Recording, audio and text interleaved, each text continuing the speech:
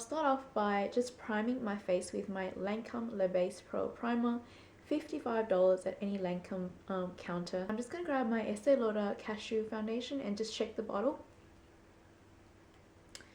And pour a little bit out onto my hand. You gotta be extremely careful with these types of foundations because you don't know how much is going to come out when you pour it. So always pour a little at a time. I'm going to grab my Zoeva buffing brush. This is about, I think it was $10–15 on their website. And just pop it all over my face. Come a little bit closer so you can see. It has medium coverage, but look, fairly light on the skin. Very, very natural with that nice glow. It's a semi-matte finish. So I'm just going to take a little bit more.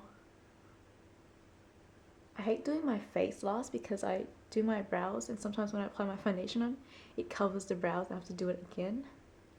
I always try to be very careful going around my brows. So there you have it. That's what the foundation looks like so far. Very, very nice compared to when I didn't have foundation on. It does make my face look a little bit more healthy. Hi my loves, it's Melinda here. I've gone and created a makeup tutorial for this particular look that I've got on right now. A lot of girls have been asking me how to do it, what do I use, and I've posted some photos up on my Instagram, so do follow me on Instagram if you want to see what it looks like. I am using the Estee Lauder foundation that I am going to talk about in this video. I do have a review on a different shade on my YouTube channel. The review hasn't changed at all or anything like that, but it kind of changed the way I saw the foundation shade, because the shade that I had was Show Beige, which is this one here. And the new one I'm wearing often now is Cashew, which is that one there. So Show Beige turned out to be a little bit more towards the pink tone.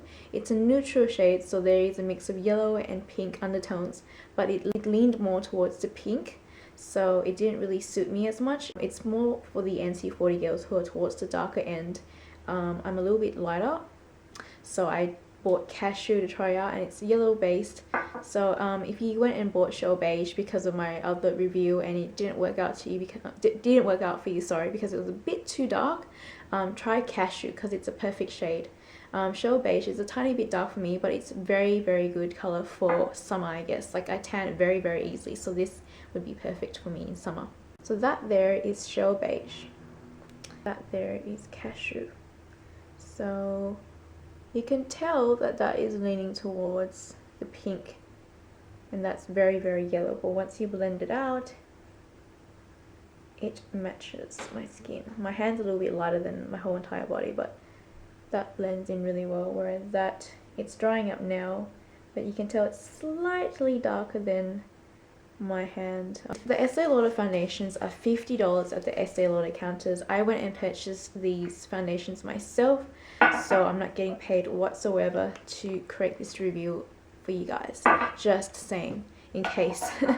But yeah, the bottles are in a glass sort of casing, and then what it has on the front is just double wear, stay in place makeup, SPF 10. Apparently there's a new formula for Estee Lauder for this double wear, and the new bottles don't have SPF at the bottom there, so it just looks like that. I have not seen the new formula whatsoever yet at any of the Sydney counters. I've been to the Sydney Maya, David Jones counter and Estee Lauder. I went to Parramatta, I went to Liverpool, went to Castle Hill, and all the bottles seem to have SPF on their bottles, so I don't know if our packaging is different to what you guys have in the States, but the formula is amazing. It's not too runny at all, so when you're pouring it out, a lot doesn't come out all in one go, but you still have to be careful about how you pour it, I guess, because it's in one of those pour out bottles. It doesn't have a pump, which I would really have loved, because then it would be less messy, but either way it's easy to work with. I'm not too fussed whether it's got a pump or not. The foundation does stay in place. It's a long wearing foundation.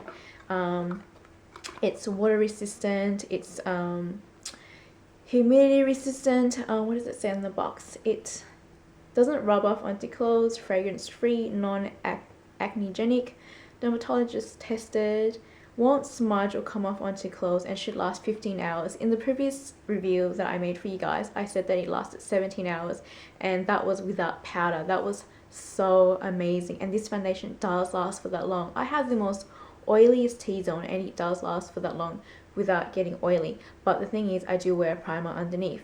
The time I trialed it, I didn't have a primer underneath and it lasted 17 hours, but with the primer underneath it lasted even longer.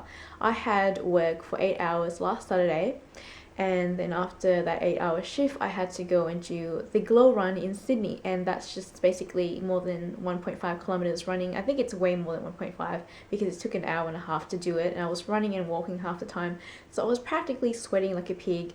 And I had so much sweat on my forehead, so much sweat on my brows. I tend to sweat a lot on my eyebrows, don't know why, but the makeup stayed on the whole entire night. It was amazing. The foundation is so amazing that when I am blowing my nose like crazy and rubbing it like crazy, it doesn't come off, and that's what I really love about this foundation. It's hard for me to find a foundation that doesn't rub off. Because it is long wearing, you need to use a really good cleanser to take it off. At night I use facial wipe, and then I cleanse with my Dove cleanser, and then I tone. And what the toner does is just takes off any leftover makeup that you've got on your skin. So your skin might look really clean right now, but when you use a toner and you kind of rub the cleansing pad all over the face, you notice a bit of foundation or whatever on your cotton pad. That's just the leftover oils and dirt that's, you know, that the cleanser has missed. So I tone and then I moisturize, and that's it, and that takes off the foundation completely, and I don't get any breakouts whatsoever. Morning and night, that's what I do.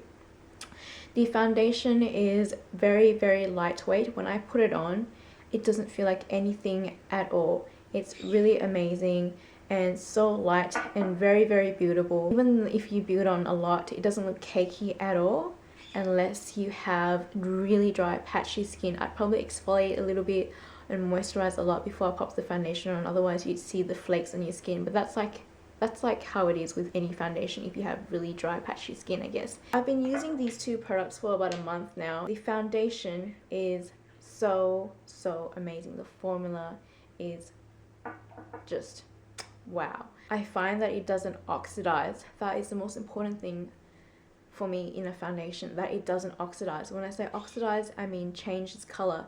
So it will be a perfect shade when you first wear it, but then when you go out to do whatever you need to do throughout the day, it will go slightly darker. That's what the foundation doesn't do for me. It doesn't go slightly darker. Let's just say, like, the bad thing about this foundation is that it gives you a white cast. So if you're taking photos at night at the clubs and you're using flash, it's going to make your face look really white. So do apply a little bit of bronzer on and it will take off the white cast. That's all you need, just a little bit of bronzer, nothing too orange. The one that I seem to go for all the time is my Stila Shade 2 bronzer, but it just looks like that there.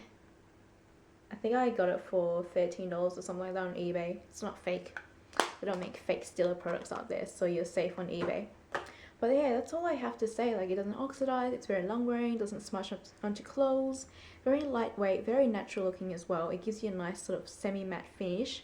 Forgot to tell you what finish it was. It's semi-matte, so it will look sort of matte but dewy at the same time. I have really oily skin, and after 12 hours of wear with this foundation on with a bit of powder, I didn't get oily at all. I looked a little bit dewy, but I didn't get oily. So even if I went like that to my face and I showed you guys my fingers, you wouldn't see a bit of oil on it. And there's nothing bad to say about this foundation at all. I absolutely love it. If you have any questions whatsoever, let me know in the down bar below. I'll let you guys go now and have a great week. Bye guys.